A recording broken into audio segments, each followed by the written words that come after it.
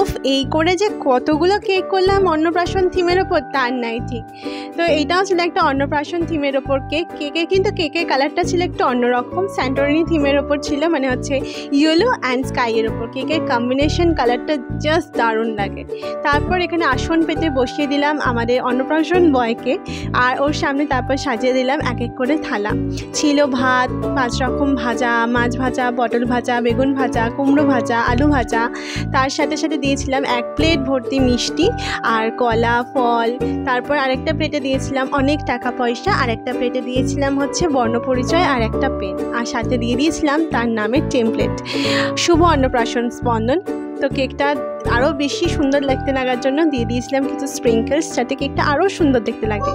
তো কেকটা কীরকম দেখতে লাগলো আমাদের অবশ্যই কমেন্ট করে জানিও। অ্যান্ড তোমরা যারা কমেন্ট করবে তাদের নাম আমি নেক্সট ভিডিওতে নেবো। তো দেখা হচ্ছে নেক্সট ভিডিওতে। Till then tata.